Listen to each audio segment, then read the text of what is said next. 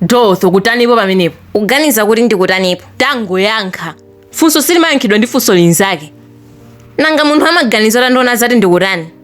Adzati lero mutu wako suwugwira. Wayankha funso lako lomwe. Zondifunsa mayankho ndimadana nazo. Dorothy, ukundilaulira kapena?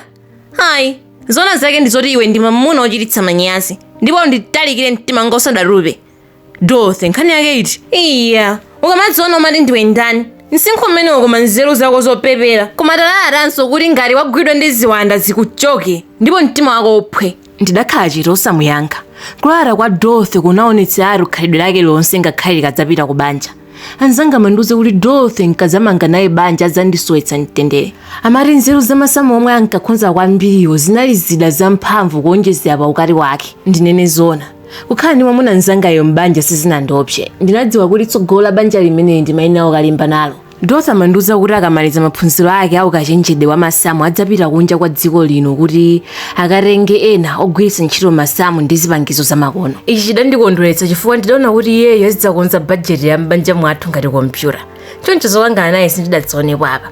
Aliyense adayembekeza kukhala ndi ofesi yake ya umayi. Mankhwala ake anagona polemekeza ofesi imeneyi chifukwa osatero naye adzanyoza ofesi ya ubambo.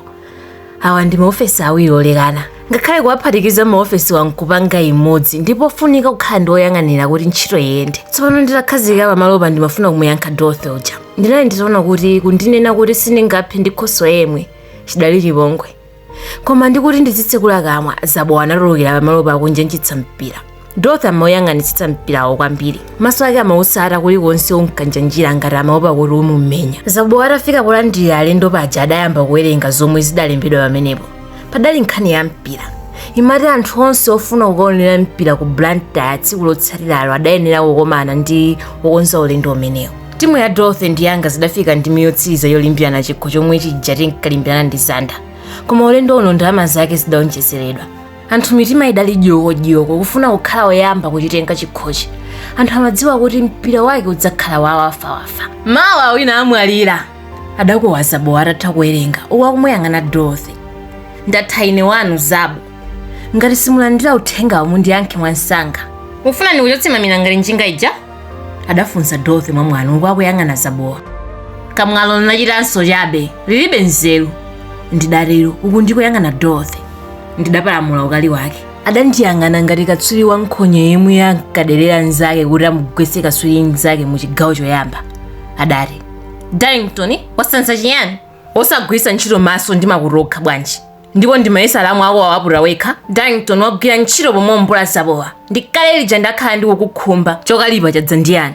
Koma ndichotseranji, lero ndikukakamira. Abo ayi ndiye kuti nditsintha dzina. Ukhale Miss Helbert wa ku England, usandipute. Inde, pa Miss Helbert ndizigoli zinayi kwa du.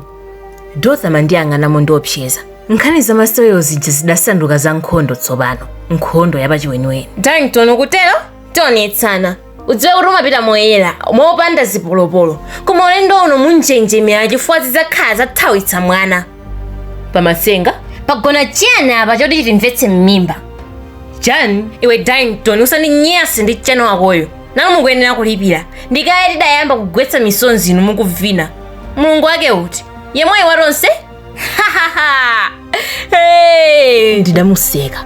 Kumukuiza ngati nsalu yake idavuka pagulu akuvina gole. Iwe Darrington ufuna ndikugwetse ngati mmene ndakugwetsera kulimbi kuja? Uyambira pati. Iwe ndipo ndiye ndilimbana nawe. Akufa matenga chikho? Dorothy, ndaona tsopano wagwidwa ndi ziwanda. Choncho ndiye mungapambane? Anthu aziwanda amaona paradizo? Chiyani? Iwe unyeda uli pati. Anthu amene amakuti ali aja ulendo uno sasasa mawu. Chifukwa tidzakhala kuchotsani chonunkha.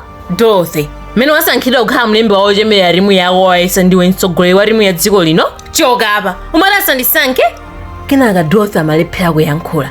Ukali umamulamula ndikudziwa amaganiza za mpira umene wakwambiri. Anyamata awo ogoletsa adali okonzeka ukagona pasapiro wa mulanje usiku oti mpira udzakhala mawa lake. Amanyada kuti adapeza sing'anga watsopano. Amati adali kawawa. tsiku la mpikisano linali pa 18 Oktoba. Timayembekeza kuti mpira udzakhala pa 19 Oktoba, tsiku lotsatiralo. Ukali wa Dorothy pa mpikisano udandilepheretsa kumufunsa mphekesera ija yoti iye amayenda ndi zichepe usiku. Ndikuti ndizifunsa adandikoka malaya. Ndimaganiza kuti amacheza chabe koma iye sadasiye. Nane ndidagwira mabuku ake aja kuti ndiwataye. Ndimafuna kuti andisiye chifukwa adatsala pang'ono chabe kunding'ambira malaya. Nthawi iyi nkuti mmodzi mwa anyamata anga achitetezo akudutsa chapafupi. Zochitika ziye amene amaziona. Dorothy adati kwa ine, sindimaopa anyamata ako, ndipo uyu wamaso achiwerewere ngati malume ako amandinyasa. Zako izo khoswe sanzanga amenewo umandiona ndiwenda nawo. Nthawi iyi nkuti naye Terezi atachokapo pamalopa, nangaye adaphunzitsidwa uloya nkhani za mbanja. Nthawi yomweyo Dorothy atang'amba malaya anga pang'ono, zabowa adatulukiranso pamalopa nkundipatsa kalata. Chikalata chimenechi chimachokera kumudzi kwa Dorothy, chimakamba za mwana wathu tilitonse kuti amadwala. Uthenga wa palamya udali m'manja mwa Dorothy tsopano, koma posakhalitsa idagwa pansi. Ndikudziwa manjenjemera adali atawerenga pamusi pake penipeni. Mawu oti mukachedwa tilitonse simudzampeza adamuzunguza mutu. Nthawi yomweyo ndidagwirizana nawo mayiwa kuti apite kumudzi akamuone mwana. Uku kudali kummawa kwa tsikuli. Izi zidandisokonezera chikonzero cha tsiku langa. Nthawi iyi nkuti ndikuyembekeza kuti nkavine nawo dansi usiku wa tsikuli. Oyimba gulu la Haleluya ndi Jupiters adali atakonzeka kubwera kudzasangalatsa sukulu ndi ena onse obwera. Pitani mukakonzeke, muyende kuti mukafike msanga. Ndidalero pomwe ndidaona kuti miyendo ya mayiwa inali yomangika. Mawuwa ndimawabwereza ngati ndinali mphunzitsi wa ana asukulu ya mkaka. Koma mayiwa adali chete, wosayenda ngati ng'ombe imene ikukana kukoka ngolo yomwe mkati mwake muli katundu olemetsa. Ngati kapena ndimawawumiriza kuchita chinthu chomwe ankachiopa, chinthu choletsedwa. Maka kusayankhula kwawo mayiwa kumaoneka ngati adagwidwa ndi mantha. Ndidawaperekeza ku mabasi koma tili pa njira adayima. Amandiyang'ana ngati amafuna kulira. Nthawi yomweyo ndidapsa mtima. Mayi atili, ndidalero motsitsa mawu kuopa kuti mwina angalire.